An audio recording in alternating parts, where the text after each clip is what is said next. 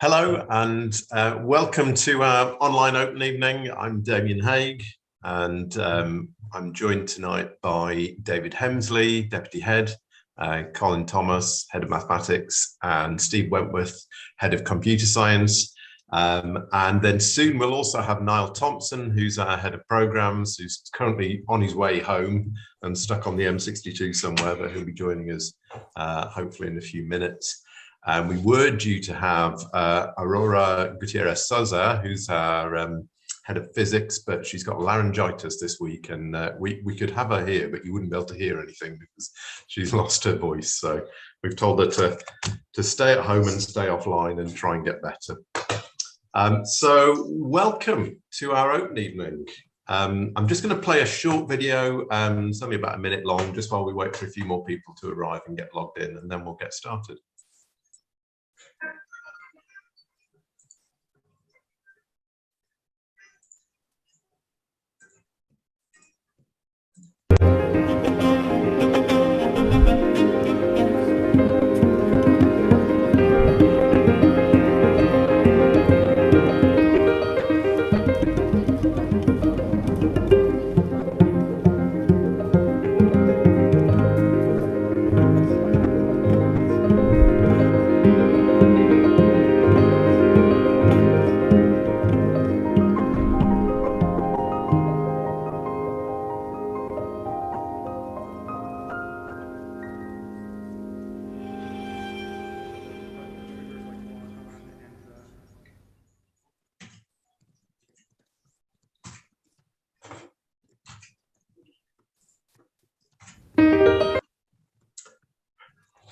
Okay, so welcome to our school. I'll tell you a little bit to start off with about what the whole idea of mathematics schools is, because it's a relatively new idea. There are two other mathematics schools in the country apart from us, one in Exeter and one in London. The London one, the current London one, is linked to King's College London, and Exeter is linked to Exeter University.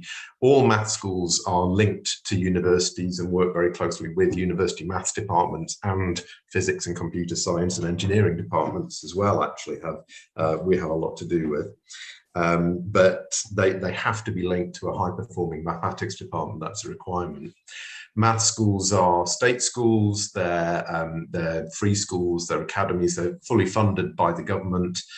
We also get a lot of support from people who are keen to support mathematics education, particularly in relation to social mobility. So in the top left picture here, you can see me looking unusually smart. That doesn't very often happen. I don't often wear a suit to work anymore. I did for the first 20 odd years of my career, but I don't have to anymore. It's quite nice. Then you can see Gavin Brown, who's our Chair of Trustees. He's Pro-Vice Chancellor for Education at the university. Janet Beer, who's Vice Chancellor of the university. And Steve Garnett, who came along to do our official opening. That's when that photo was taken.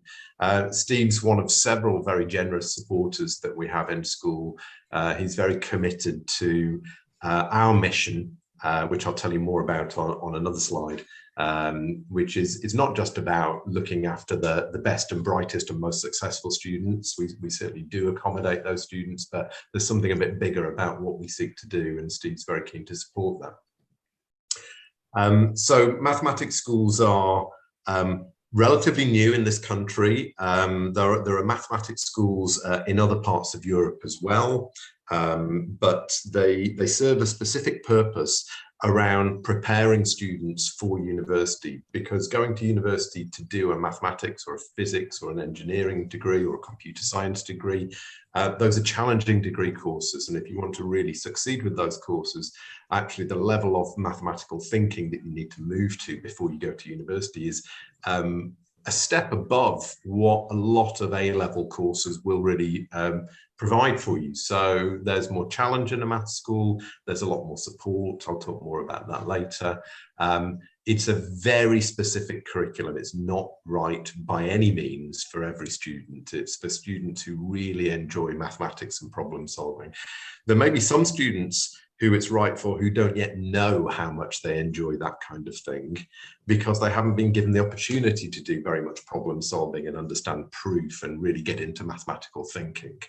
And that's why we run an outreach program. We want to enable more students to find out how enjoyable that way of using your mind is.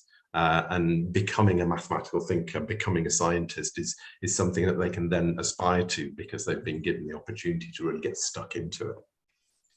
We're a very small school. When we're at our full capacity, we'll have 160 students and low 20s of staff, probably about 22, 23 staff, something like that. At the moment, we have 63 students and 12 staff. We're fortunate in that with the extra support that we get from various people, we're able to staff more generously than most sixth forms are, and being small is expensive. We don't have economies of scale, but fortunately we do pretty well really with all the support that we get.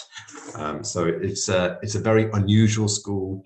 It's a demanding school to work at, both for the students and the staff, but it's also an extremely rewarding, supportive school to work at.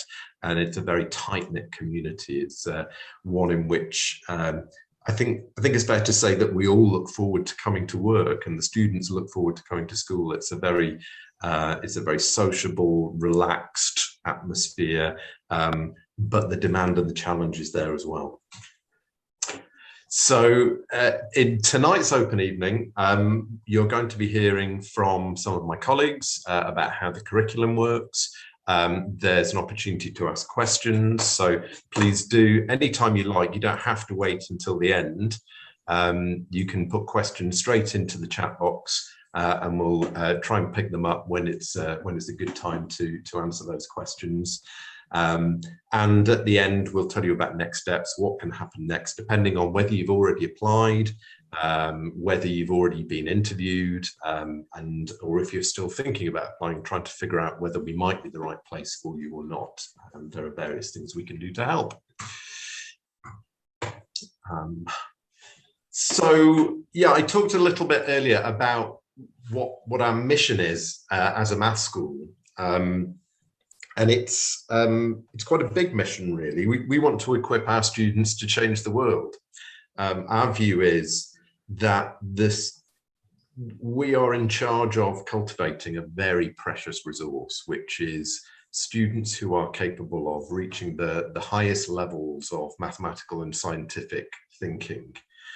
And we're desperate all countries are desperate to develop these students to the best of their abilities, because they're crucial for our economies.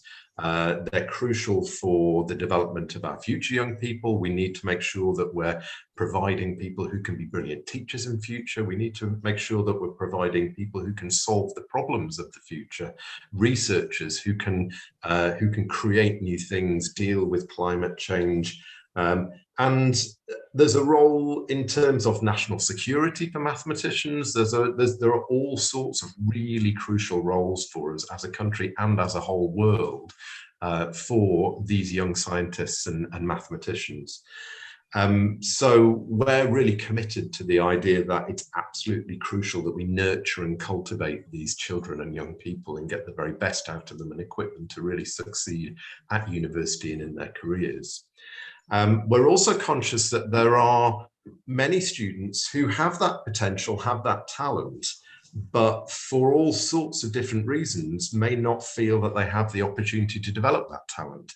They might not yet realize how good they are at mathematics and science. They may not realize how enjoyable, how much fun it is, and how rewarding and enjoyable a career in science, technology, engineering, or mathematics could be for them. There are also young women who may have been put off studying computer science or physics by experiences that they've had earlier in their lives. There may be young people who've suffered economic disadvantage, or have not had the good fortune to go to a school where the teachers are well qualified and expert in their subjects and able to give them real challenge. And there are all sorts of different groups of people who might, for one reason or another, feel like they're not really entitled to apply for a really challenging STEM degree course. And we want to make sure that those people are given the right kind of support to prepare them as well as they can possibly be prepared to go ahead and have a career in STEM. As it says on the slide, we follow the mathematics school model, which is pretty unique and unusual. All of our students study the same 4 A-levels. They won't all take 4 A-levels in the end. Probably around half of our students will take 4 A-levels and the other half will just take 3. You only need 3 A-levels to go to university. But the fact that they all start out doing mathematics, further mathematics, physics and computer science gives them a really good grounding. It means that they all talk the same language and can solve problems with the same set of tools. And it means that the way we teach can be quite different, because I can assume when I'm teaching mathematics that they've learned certain things in physics and that they've learned certain things in computer science.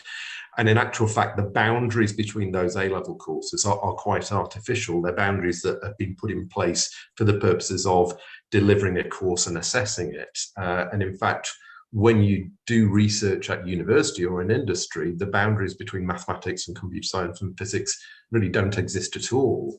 And you need to be able to do all sorts of things across those boundaries to really succeed in research and solving difficult problems. Now, our distinctive ethos, the fact that we're interested in developing the most able students, and the fact that we want to do that in a really humane and supportive and encouraging way, means that we attract a unique set of staff. And I'm able to attract teachers who are really academic and really well motivated around helping young people. So I'm really delighted with the staff that I have in school. There is a real challenge for schools to support able students. The most able students need really intelligent teachers to work with. And actually within the subjects that we teach, physics, maths and computer science, it's really hard to recruit teachers in most schools.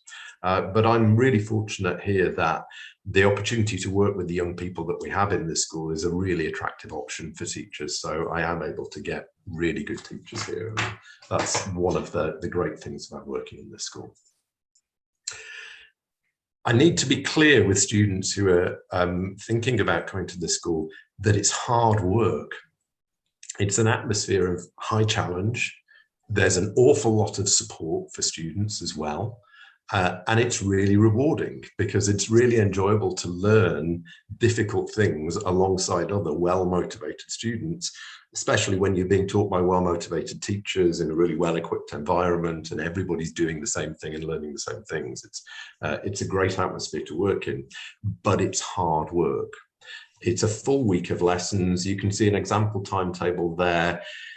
And this is something I'd encourage students to think about really carefully. If you're weighing up, do I want to go to this college or that sixth form or go to the math school, have a look at the typical timetable, because ours is really different to what you'll get in most schools.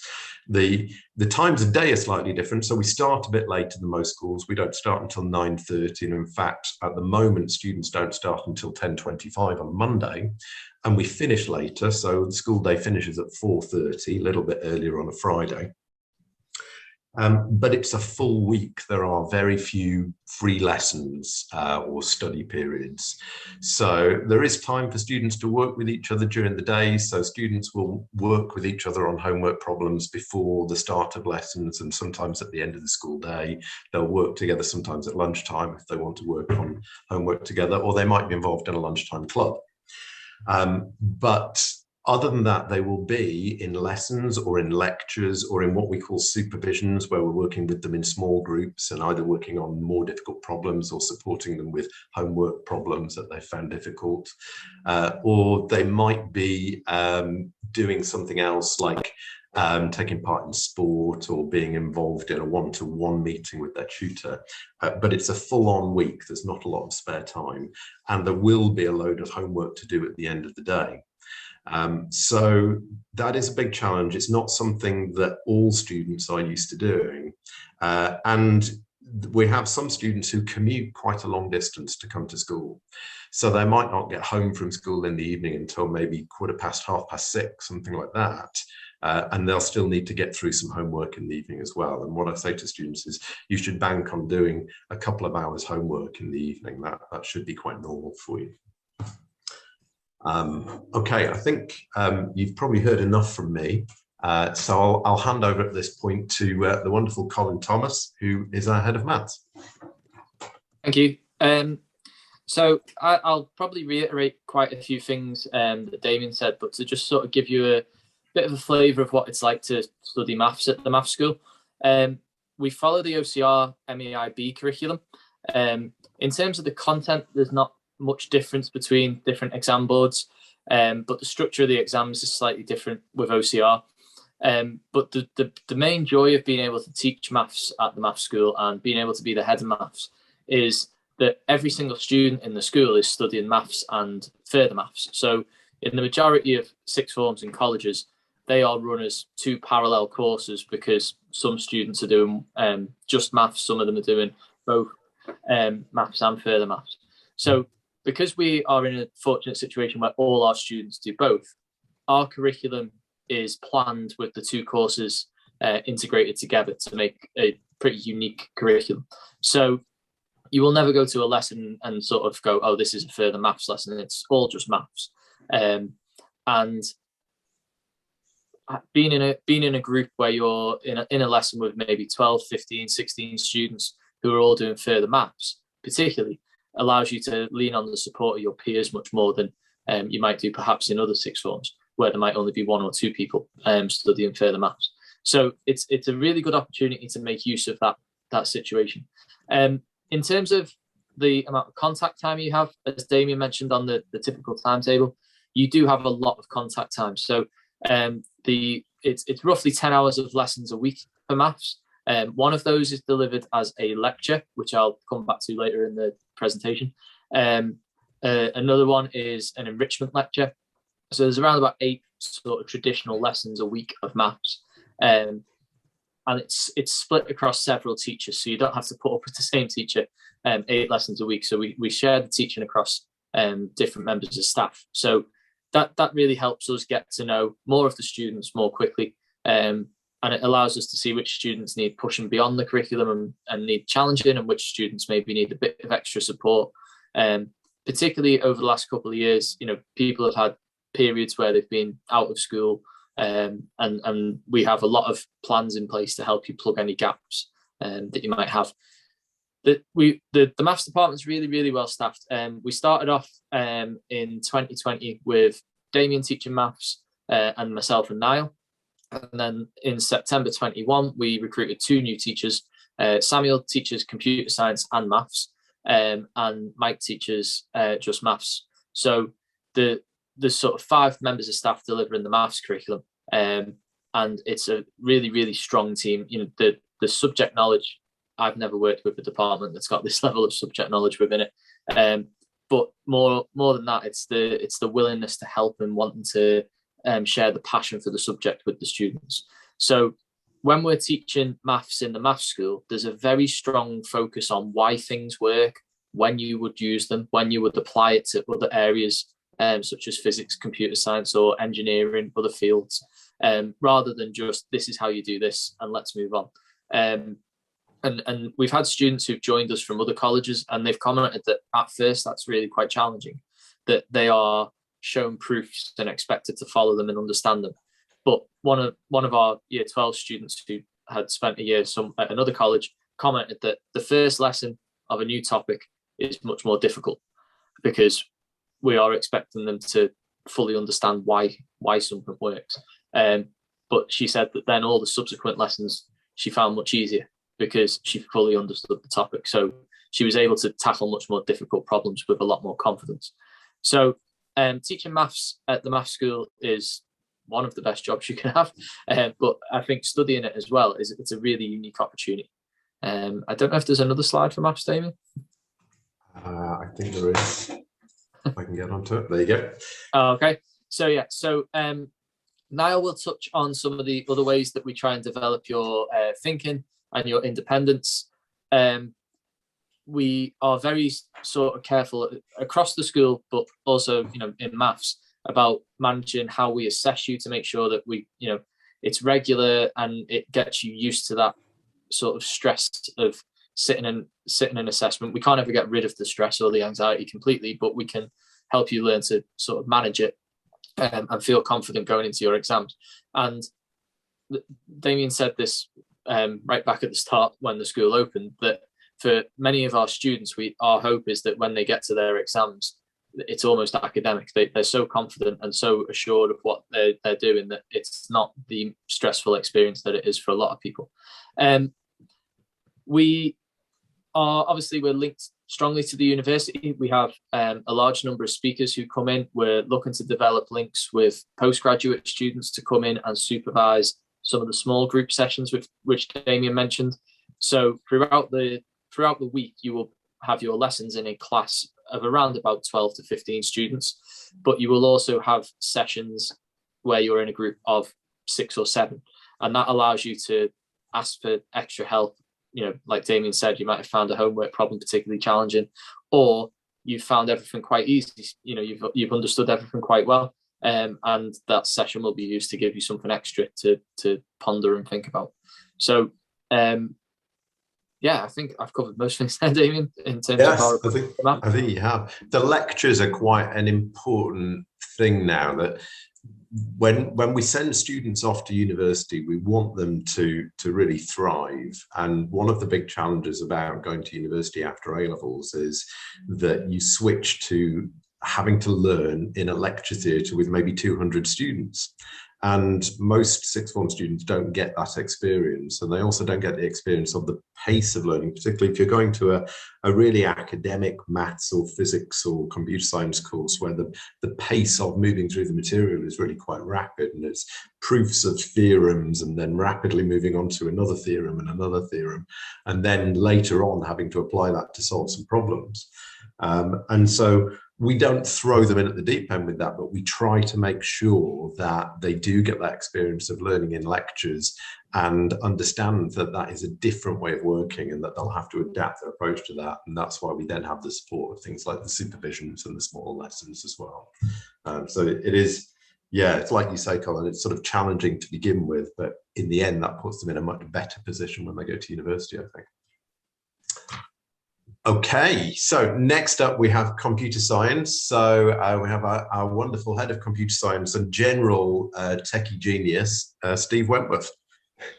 Thanks, Damien. Hi, everyone. So I'm the head of computer science here at Liverpool Maths School, and we follow the OCR computer science course at A-level.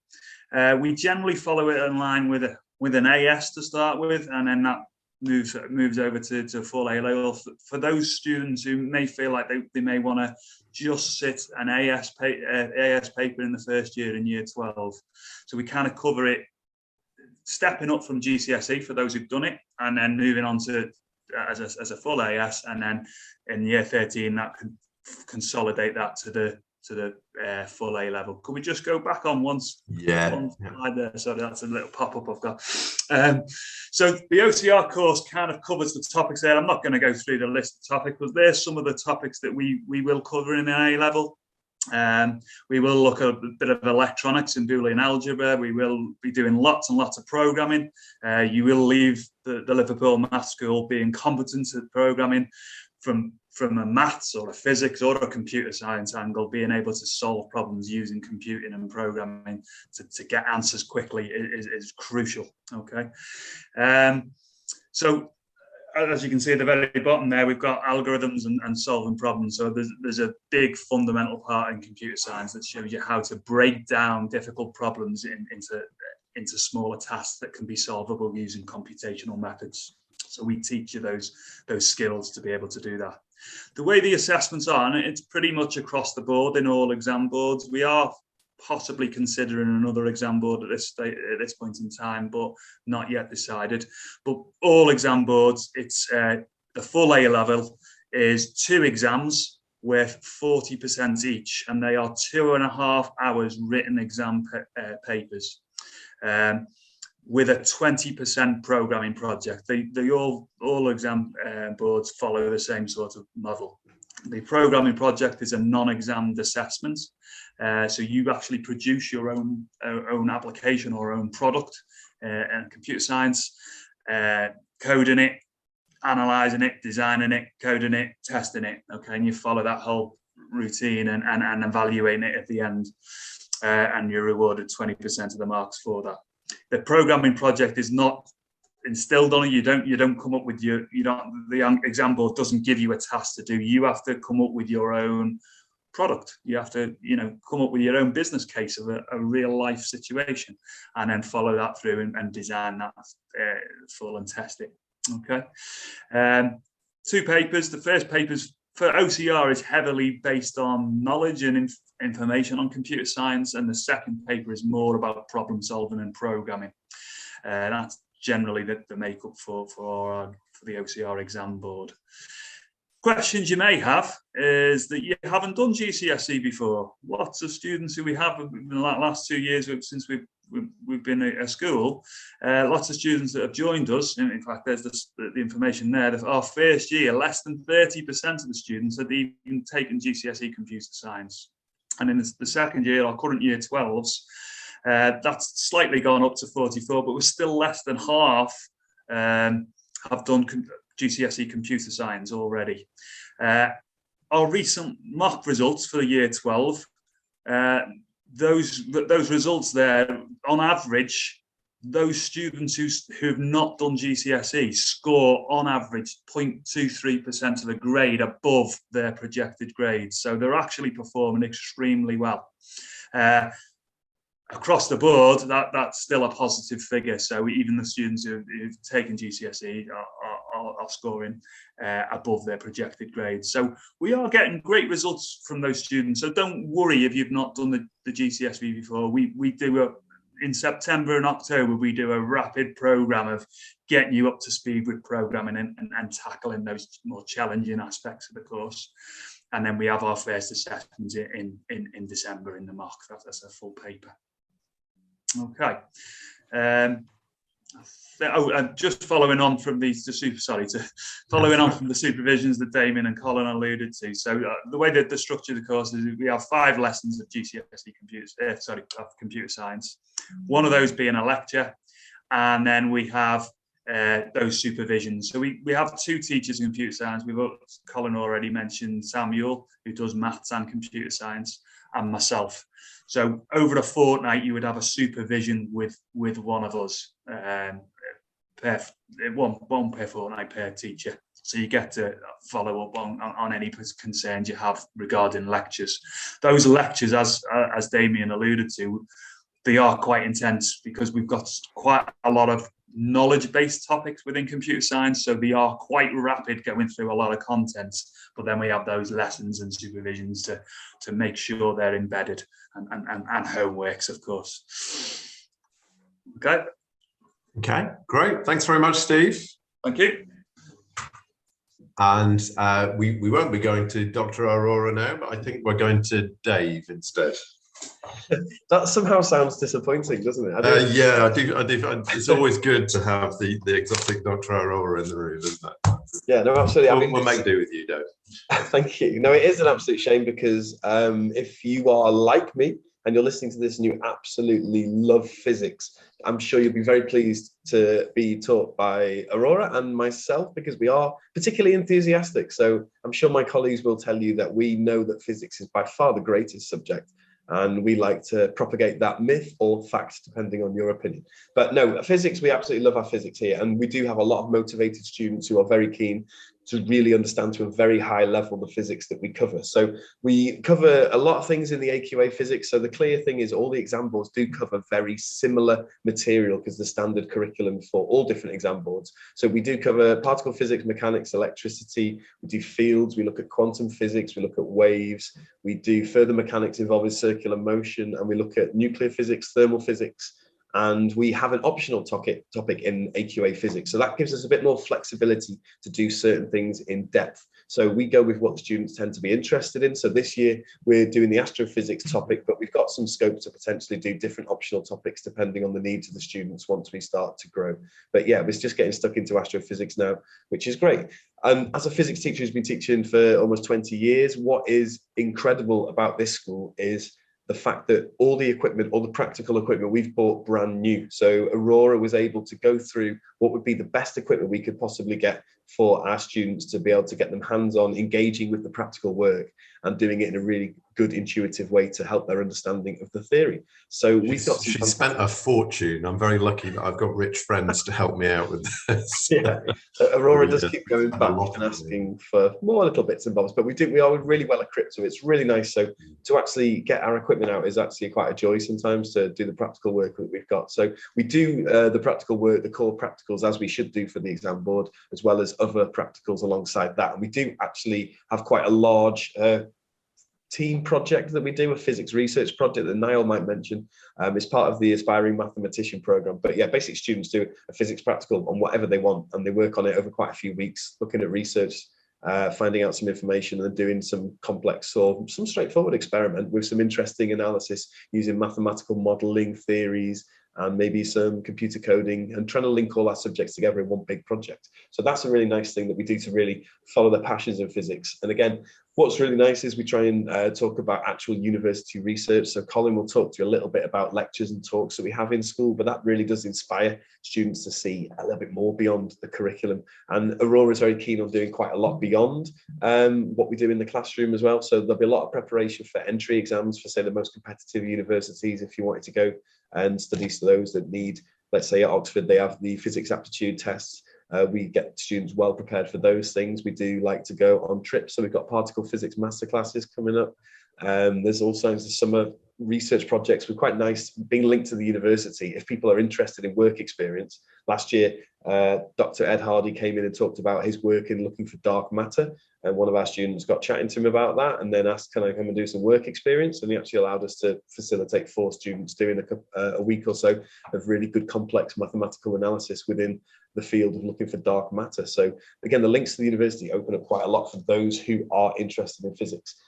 So I think that's fantastic. And the supervisions, like Steve says, are really good because students can come to us and talk to us about things they're finding hard in lessons. And with certain groups that have an interest, we can go well beyond. So I was talking about anisotropies in the cosmic microwave background, looking at acoustic variations that could well lead to an idea as to what's going to happen to the fate of the universe, which they wouldn't do until they went to university, but they quite happily engage with a conversation about that today. So we've got nice little supervision groups that do allow us to expand way beyond the curriculum, which is absolutely what some people are very much interested in. So that's basically physics. I think one thing we've not actually mentioned as well, all the subjects, and Damien might want to mention something about this, is like the way we actually deliver the material that's taught. We don't have folders and papers and things like that.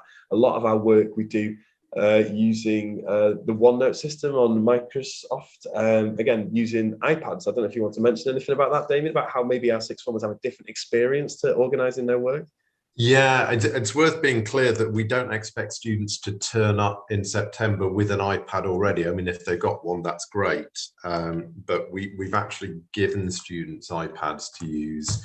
Not every student, because some students already had them. But we give students an iPad on a long-term loan, and I hope that I'll be able to do that again next year for the new students who are joining us. I think we'll be able to do that.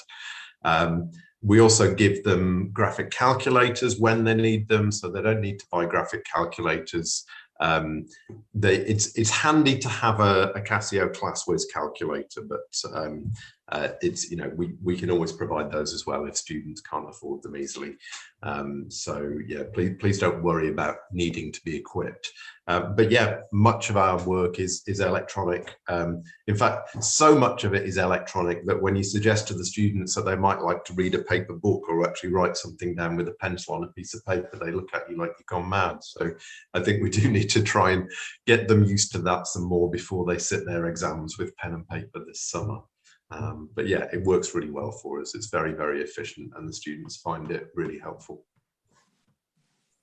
Okay, I was just thinking as you were talking, Dave, it must be quite a new experience for you teaching physics classes where all of the students do A-level maths, and not just that, they do further maths as well. Yeah, oh, absolutely. Well, it's brilliant. And I've said this, I think, to quite a few people. So if those listening understand some of the level of maths that we go to at A-level, we often teach things in physics and say, right, there is mathematics behind this, but if you don't study the maths, just switch off for a second and you might briefly go over it. So I was integrating a equation for radioactive decay to show something, and the students, instead of just being like switching off for that bit, they were all well engaged and actually started arguing about whether I was doing it the right way, whether I should be doing it with limits or whether I should be doing it with a constant. So I was like, wow, this has never happened to me in my teaching of physics, and it just allows you to go into that depth that we do know as physics teachers, but we don't always get to explain. So it's really nice to be able to link all that. And again, some students come back to me with computer programmed simulations to actually solve a problem a lot quicker and things using their computer science skills, and it's just amazing to have this level of skill to really enhance their experience, really. So yeah, absolutely, Damien, very good point. Have we got a question from Melinda in the chat? Yeah, really good question. What is the male-female ratio for students in school and also for staff and senior leadership? For students, it's, I think, just under 33% now female, which we'd like it to be higher. When you look at the subjects that we teach, particularly computer science and physics, we're doing really, really well, actually, to be about 1/3 female, because the uptake of those subjects nationally is much lower than 1/3 female. I think it's about 5% for computer science nationally. Yeah, it's ridiculously low for computer science. And one of the really satisfying things about that for us is that every year we'll have some girls coming along and say, oh, you're really going to make me do computer science. I really don't want to do it. And then we say, yeah, well, you've got to start and then we'll talk about it.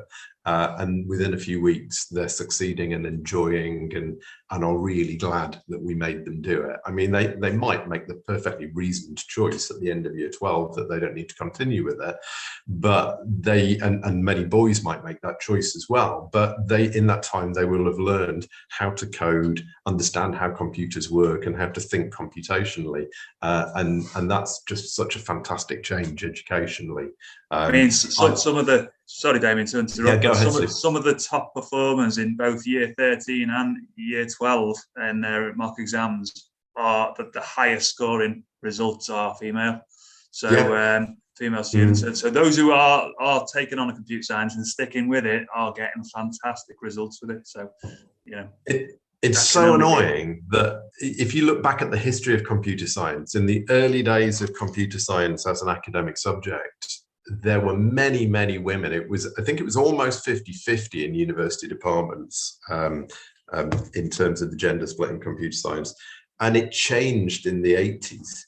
And we've lost so much talent through that route. I mean, I'm a father of 2 daughters, both, well, one heading to university and one at university at the moment.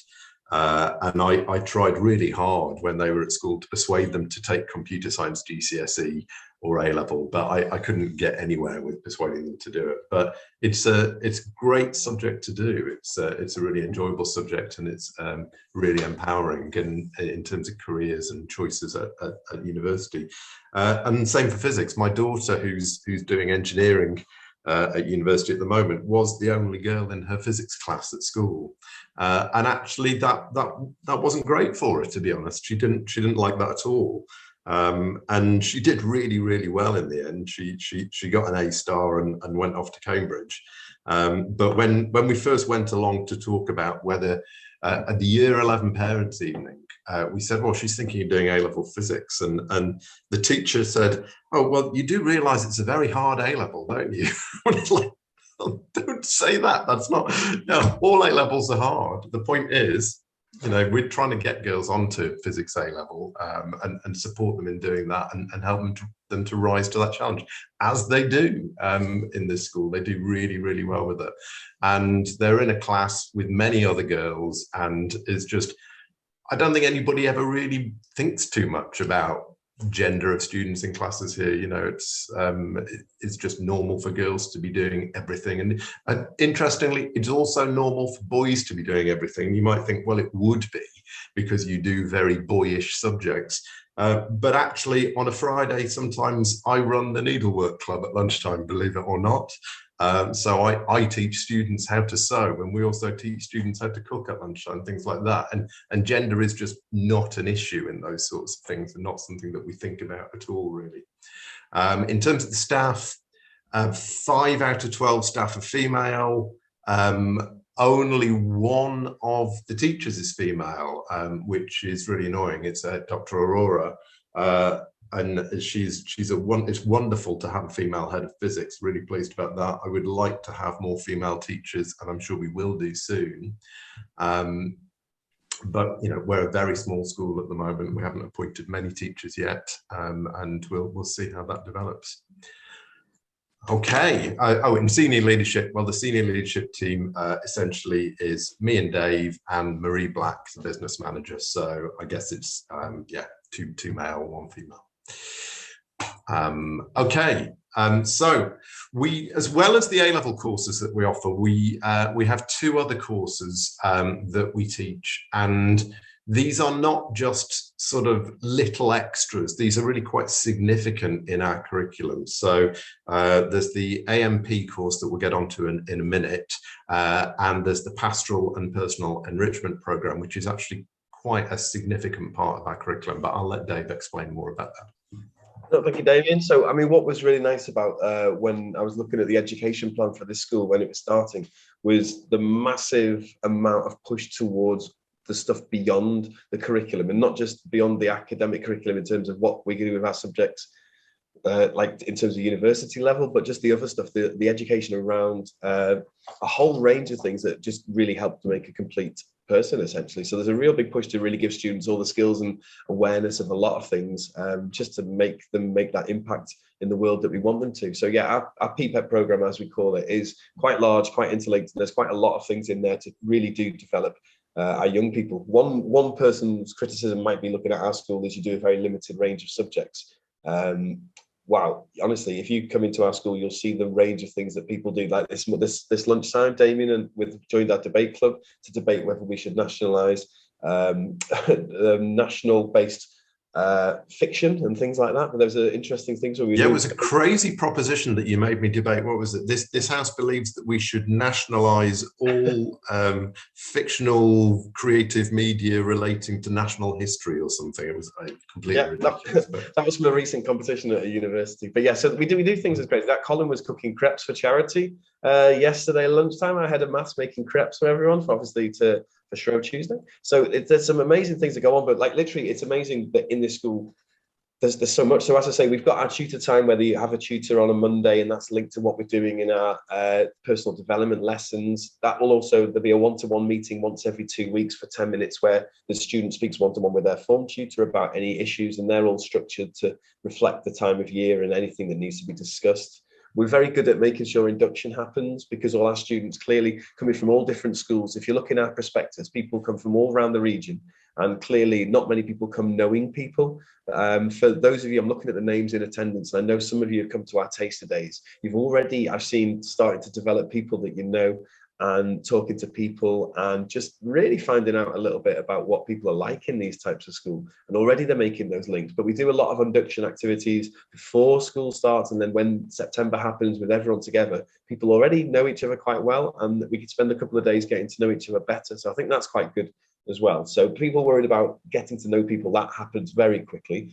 Colin will talk more about the talks that we have from our academic experts and people from industry that come in. Again, we do as many trips as we can. We were really frustrated with COVID for the last few years. Like, we've always had the hope to go to CERN, which will be happening not too far away, but we've been away to Oxford and Cambridge that Damien will talk about. We've been visiting careers fairs and university fairs. So we've been getting out and about a lot more, which is great. We do our PSHE, our personal, social and health education, our relationship and sex education. We look at our spiritual and moral curriculum as well. We've got study skills we promote when they first start as well, especially in year 12, to get them up to speed with how we expect students to work in sixth form. We do lots of things for charity, raising money where we can. So I think £50 Colin raised by sorting out a football competition and a bit of a cake sale just before the half term for Cancer Research UK. But we do quite a lot of things just to get them experiencing and choosing charities as well that we can support.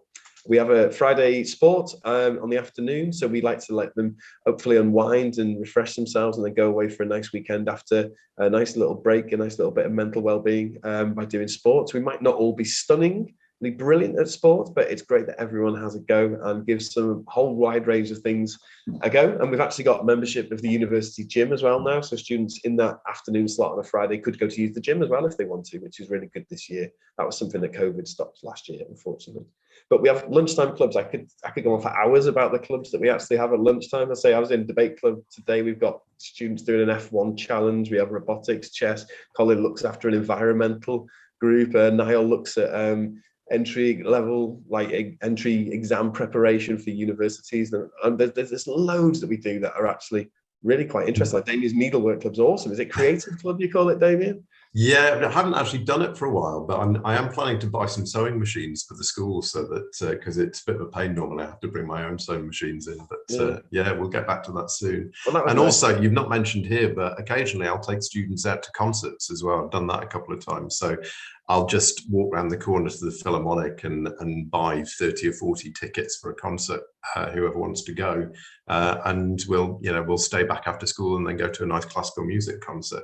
And a lot of the students who do that have never been to a classical music concert before. But fortunately, because I've got support from people like Steve Garnett and XTX and other donors, I can just buy the tickets and the students don't even have to pay to go. So it all works really nicely. And I hear actually that our very first college band gave a performance last week during the holidays. Did you hear about that, Dave? Yeah, no, I've heard about that. The students showed me a nice video. I think it was an open mic somewhere, and they said, "Oh, can we have a go?" And they were like, "Can you know how to play these things?" I went, "Yeah, we know." And apparently, they were quite impressive. They did about 5 songs or something. Yeah, pretty good. They practiced at lunchtime as well. Like, honestly, I could go on for hours, and yes, I will forget stuff. Like, I'm looking at this list now, and I've realised I've not wrote Duke of Edinburgh on there because our students. Oh right, yes. Will you do the Duke of Edinburgh? Looking forward to Duke of Edinburgh this year. Yes. Right, shall I move on to the next slide? Yeah, so we do quite a lot, so it's quite good. But again, some of the stuff we do, the talks and things, what's good is we're flexible for our students. If students want to do something, then we'll find a way to make it happen if enough of them are interested. So it's not literally what we expect them to do or what we think would be good for them to do. It's literally, what do you want to do? And we go with what they do, and that's great. So yeah, Colin will tell you a little bit more about some of the lectures that we do in what we call our Curriculum X. Here we go, Colin. Thank you. So Curriculum X is something which the other maths schools at King's College and Exeter also run. So the X is basically standing for extended curriculum. So this is an allocated slot within the student's timetable. So it's not something that happens on an ad hoc basis. It's a weekly thing where the whole year group will go usually to a university lecture theatre and listen to a lecture on something which is not within our curriculum. So at the start of the year, we had a number of talks by members of staff. As you know, COVID restrictions meant it was still quite difficult for visiting speakers to come. So we had a lecture from Mike about the mathematics behind roller coasters. Samuel has delivered a couple of brilliant lectures, one about the concept of infinity and the infinite hotel. I delivered a few about economics, and Damien and Niall have got a few prepared for us for later in the year. But wherever possible, we invite speakers from the world of academia in. And over this is just this term, we've had Dr. Tom Quilter came in and talked about how to make the best possible children's slide. We've had people from fields of academia which you would not necessarily jump straight away and say are maths based, things like geology. Professor John Wheeler's a fascinating person to listen to, and he came in and spoke. We've had a talk on geophysics last week about magnetic fields within the earth, and Professor Richard Holm is like a big supporter of the school. He's brilliant. He's so funny and interesting. And these people, they stay behind after the talk, and speak to students. They often come back to the school and we end up almost having to like usher them out as we need to go and teach and stuff. But they love coming and speaking to the students. And John, Professor Wheeler, he was sat with one of our Year 12 students for an hour discussing, just one piece of rock over a lunchtime. And we've got one coming up this Friday about using Python as an introduction to fractals by Dr. Stephen Lynch, who's from Manchester Met University, and he's sort of really at the cutting edge of his field. So it's things like this which we're in a very very fortunate position to be able to try and organise things like this, and we've got those links developing with the university where people are really eager to come and speak to our students because they know that they're the next generation of top level university students.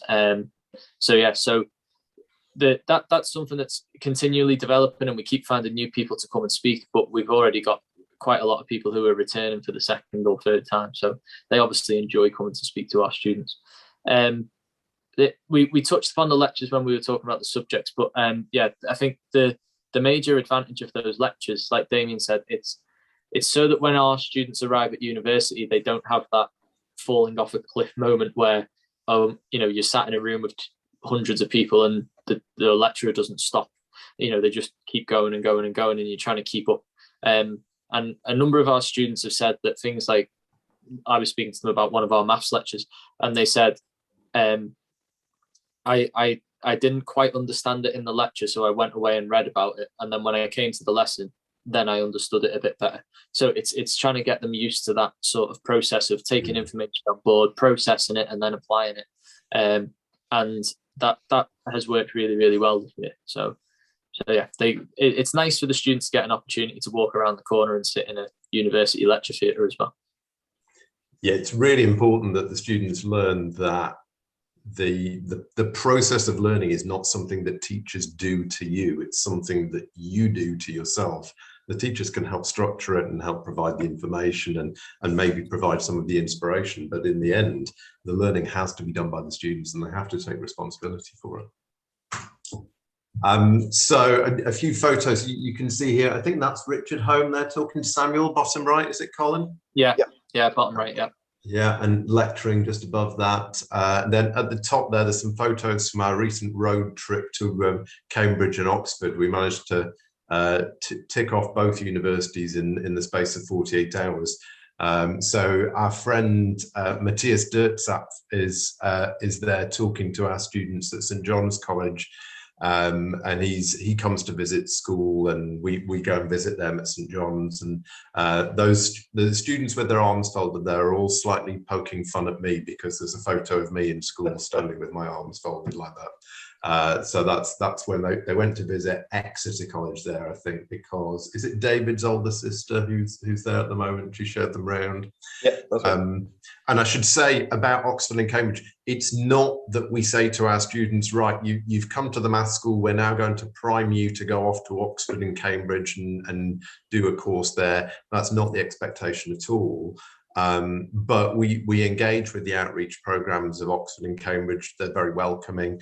And for us, it's a way of just opening the eyes of our students to what else is out there and get them to sort of have a think about where they might like to go to and see some nice options at places like Oxford and Cambridge. But also we encourage them to go and visit other universities, and we're hoping to go and visit various other universities with them, take them there by coach, or they can just get on the train or the bus themselves and go and visit, but they need to get out of Merseyside and go and have a look around. Having said that, a lot of our students will be going to the University of Liverpool when they leave us. They're really enthused by what they see there. So bottom left, you can see some of our students engaged with the Pathways into Engineering programme from the university. So they're visiting the university to take part in workshops and do projects and things as part of that. So yeah, the message from us is look at all of the options, weigh it all up. We've got some students in year 13 who will do apprenticeship degrees. We've got some students who, almost all of our students will go off to do either maths, physics, engineering, or computer science, or some combination of those. So we definitely are sending them off in a STEM degree direction, but we encourage them to really look at all of the options.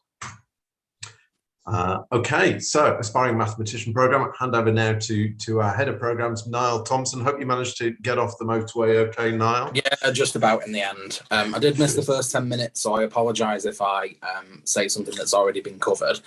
And actually, a lot of what the Aspiring Mathematicians Programme is about has already been touched on by my colleagues, because the idea of this is that, yes, it's a separate bit of learning and skills development that's really important for, new scientists and mathematicians, but it's actually woven through everything that we do in the school.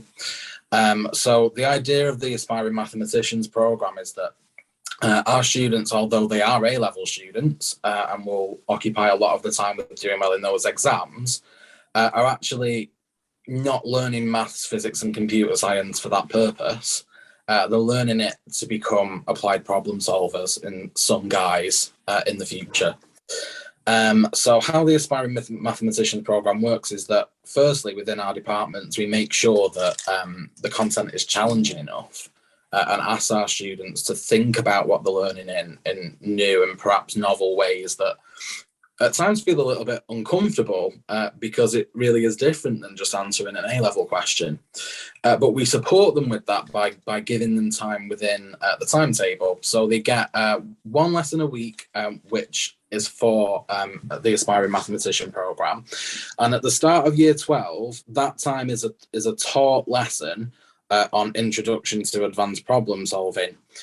So really, right from the get-go, we're trying to make sure that algebra skills are as solid as they can be, and that we're not only learning how to apply textbook solutions, but actually how to think about the creative process of coming up with solutions to problems, and how we analyse our way of thinking about the maths that we've got at our fingertips, and letting them see and experience that in a supportive way, but in a way that makes it completely normal, because I don't want any of our students to get to a point where this hits them out of thin air and they're not prepared for it. So we do it right from the start of the year. Following on from that, so that sort of takes up to about Christmas time, where we get students to get involved in a problem solving day, where they'll perhaps present and talk through some of these problems that they've been working on a little bit more independently. We then move into individual projects, and that's the other key goal of the Aspiring Mathematician Programme, is that every student that comes through the school has got an opportunity to pursue some learning that is of particular interest to them, and that they get the opportunity to decide what it is I want to go away and learn about. Now, there's a heck of a lot of stuff that kind of sits behind that in terms of making students ready to do it. So we look at research skills sort of from January and through February and into around this time of year. And that involves things like using JSTOR, which the school has got access to. That's an online platform where you can access academic literature written by university professors and researchers. And we help students to sort of get to grips with being able to find stuff and process some of these cutting edge things in a way that's understandable to them. And that then is the thing that motivates them to carry on. And they will, at some point in the year around now, start developing their own ideas for projects, which are then subsequently supervised by current PhD and master's students at the university.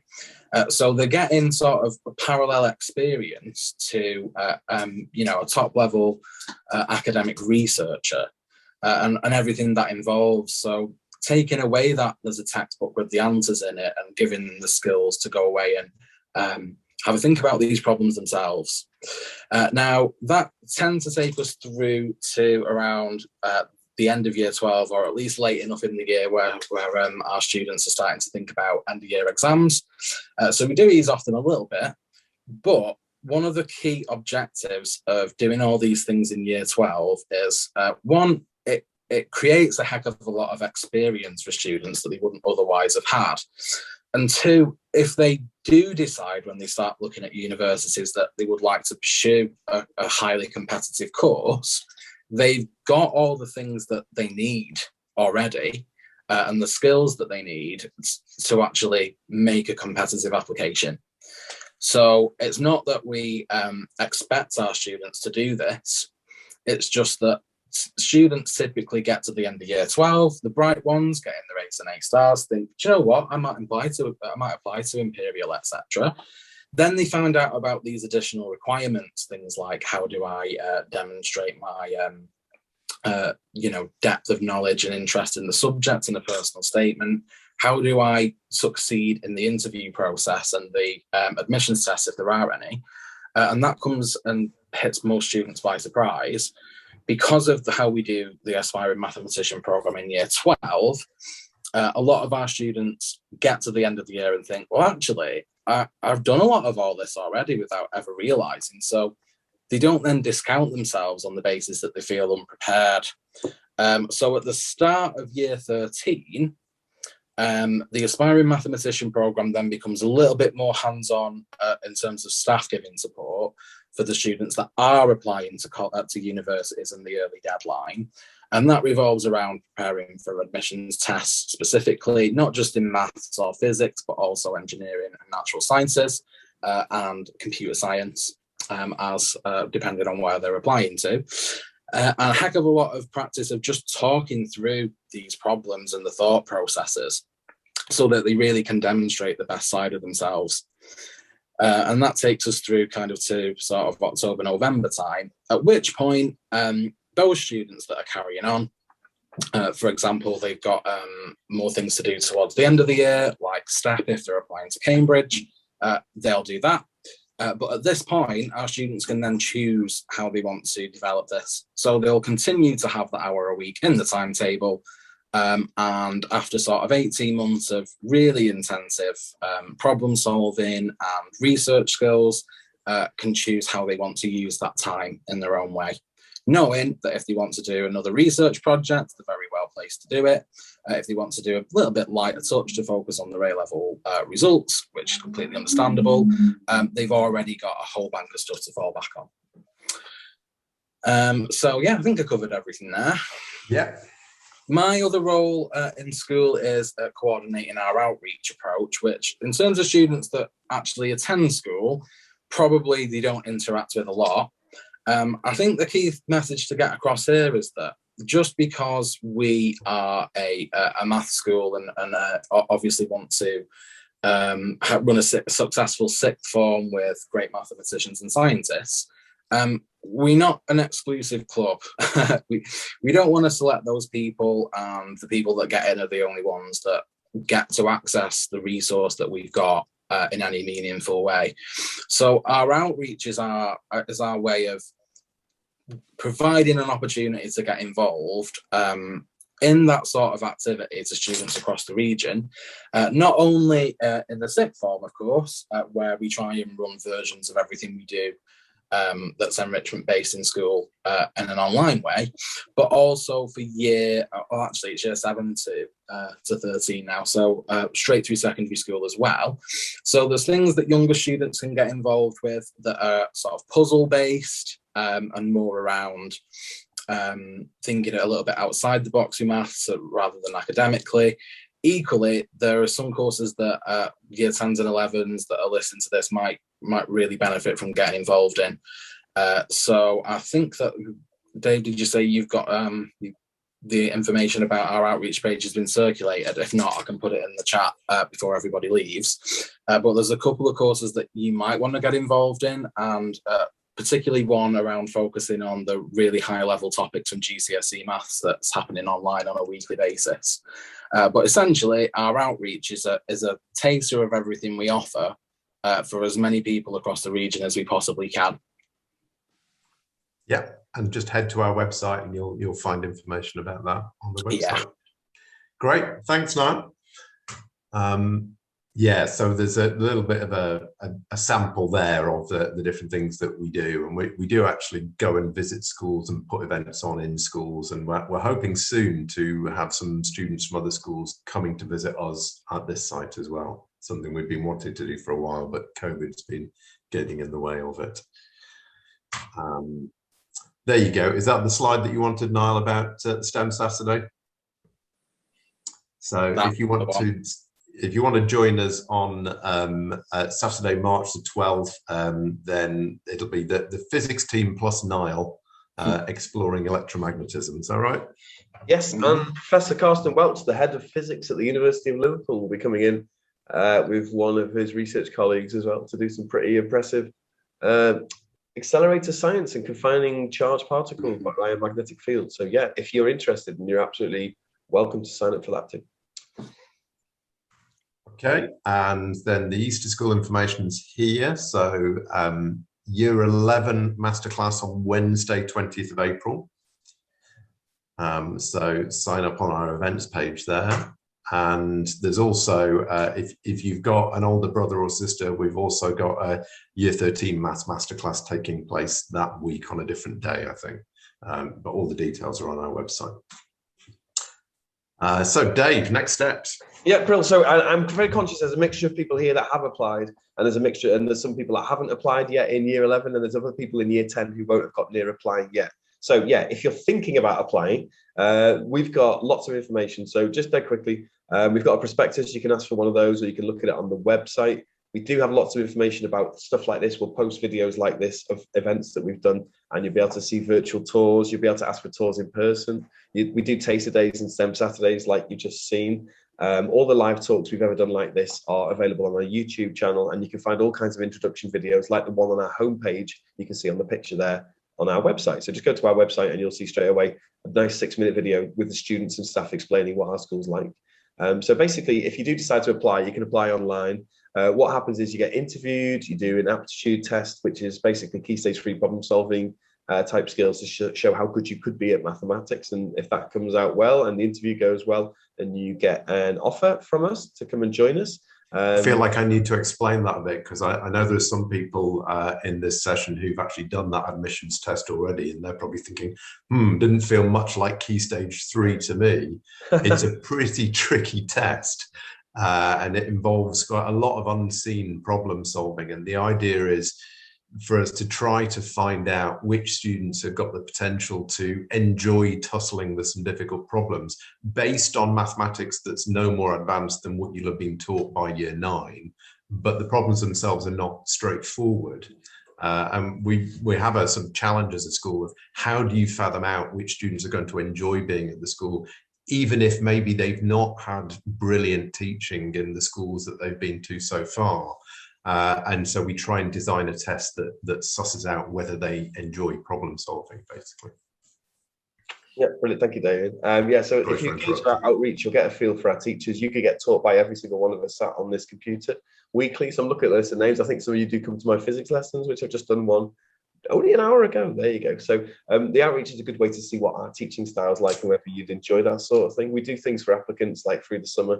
Again, to get you ready for coming in September. Our social media is a really good place to find out what we do, because we post regularly about what we're doing in school. So if you want to get a feel for what subjects do and what we do beyond the subjects, as well as all the outreach that we do offer, social media is a really good thing to follow. So we're on Instagram, Twitter, and Facebook, and also we've got our YouTube channel too, where you can see a lot of vlogs. So last year we had the time to actually put together quite a lot of information for you to see what our school's like, seeing from students and staff. So there's quite detailed information in there about what we get up to. So our YouTube channel is well worth a look, and we do try and add to that wherever we can. But yeah, once you're happy that we could well be the right school to us, then Year 11s can apply quite straightforwardly online. And the next slide, Damien, says, basically for all those, some of you have already applied and already got an offer. Like I say, keep engaging with outreach if you can. We do the online lessons, the Saturdays, Easter revisions. We got summer schools as well you could potentially go to. And then on results day, for those who have applied, if you've met the entry requirements, which will be grades 8 or above in your maths and your physics or your combined science, and then beyond that, there's other passes you need to get. But basically on that results day, you will be able to communicate with us what your results are. And then essentially, if you've met your offer, then you are in. And if, let's say, you're slightly off what we might expect, you can always get in touch with us and we would have that conversation on results day. I believe that's how it'll work, Damien. Again, Yeah, that's right. The standard conditional offer is 2 grade 8s in maths and physics, or maths and combined science, and 5 grade 5s in other subjects, including one of the Englishes. And what we're looking for is to make sure that the students who come to us are going to enjoy being here and benefit from being here. We don't want to take students on who are going to have a miserable time and not enjoy the challenge, but also we have to be conscious that we only offer the courses that we offer.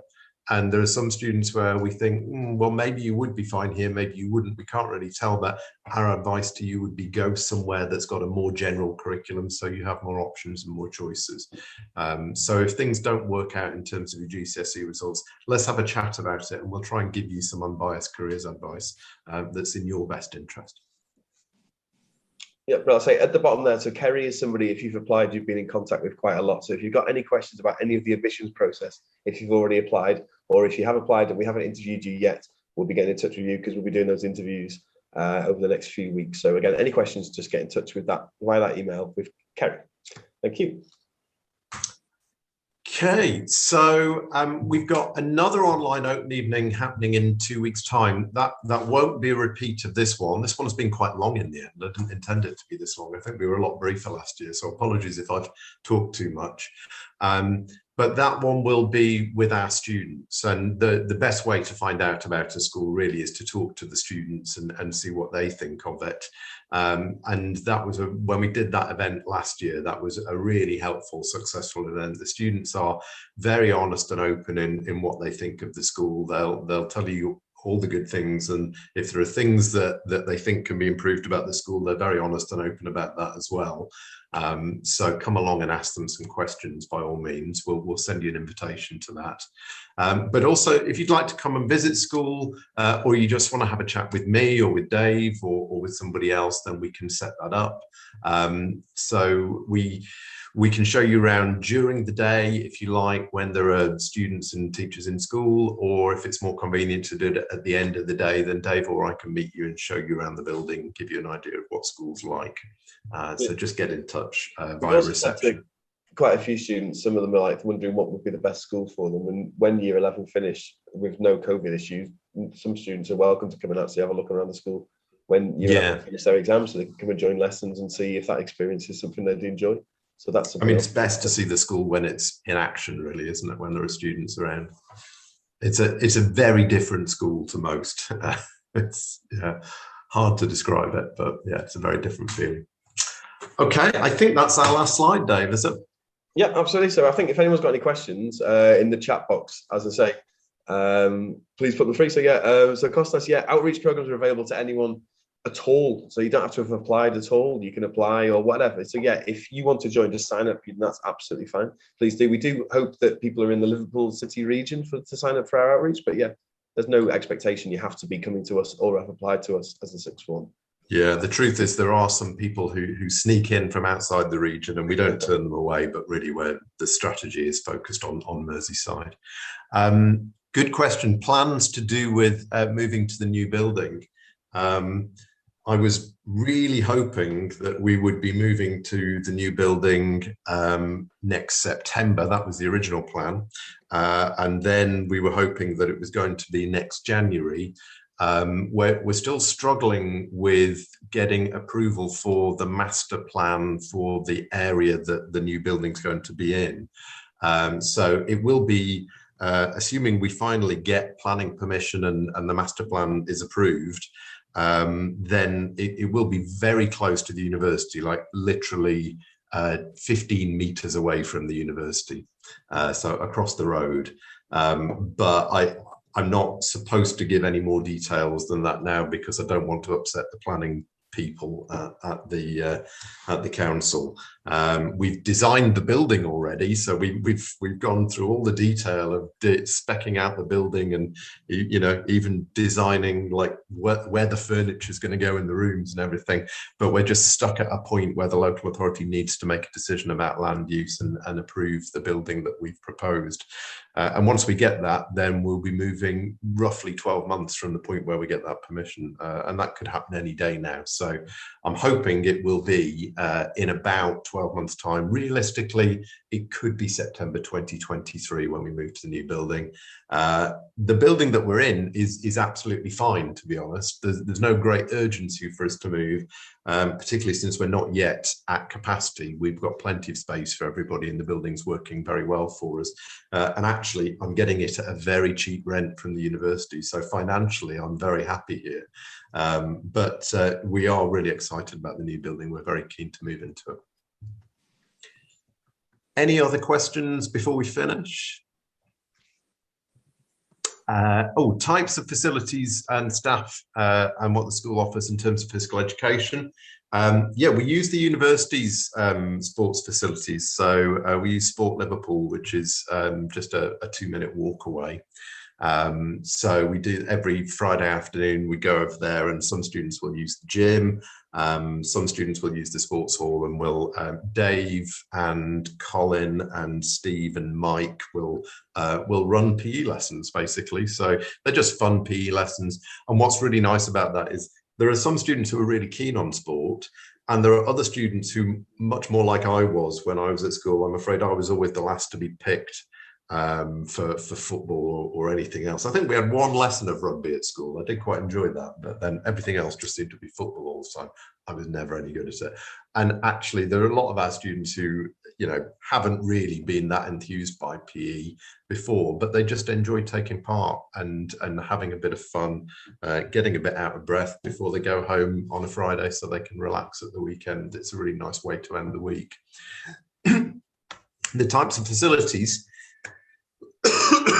I'm not sure if that's a question generally about PE or more generally, but in terms of sports facilities, that's what we have.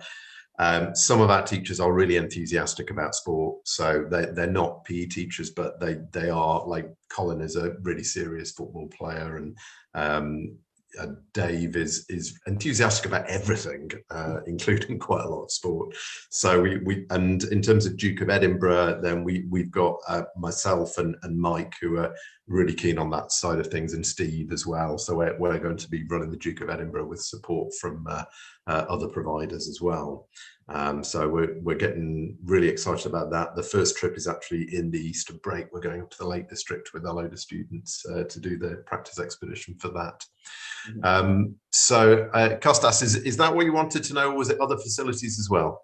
We do also promote in our personal development lessons the reasons why physical education is beneficial in terms of the mental well-being side of things as well. So I remember in lockdown last year, we encouraged everyone to get out and about and do loads of exercise, contribute towards a distance, and we managed to get to CERN and back again 2.5 times and raise £800 for Young Mind charities too. So we really are quite keen on getting people out and about as well. So yeah, I think that's something that makes us quite different to the other maths schools. Actually, they do a little bit of sport and PE, but it's very optional, I think, in the other maths schools, whereas we kind of make it compulsory in year 12, and it's very strongly encouraged anyway. Yeah, and we also, if any sport they want to do, they just tell us and we buy the equipment and then we do it. So yeah, that's true. Cricket to our repertoire. So basically, again, very student-led. If students want to do something, we can find a way to make it work and hopefully follow their passions. I don't think I'm going to get involved anymore, though. Every time I've got involved, I've been injured. So I think I'm going to stay away from the sports. Great. Any other questions before we finish? Looks like the questions are drying up now, but if any other questions occur to you later, or if you just want to come in, have a chat, or have a chat on Zoom, then please just drop us an email. Let us know, and we're very happy to do that. It's really important that students make the right decision at this point. And whilst we want to sell ourselves because we think that what we've got is something wonderful, we're very conscious it's not right for every student. And there are some students who could come here and be very unhappy. There are other students who will come here and it will be the best possible experience for them and they'll never want to leave. So it's really crucial that students make a really well-informed decision and have a really good look around at all the other providers as well. Okay, great. Thank you very much, everybody. And thanks to the teachers for coming along as well. Enjoy your evening, and we'll be in touch again soon.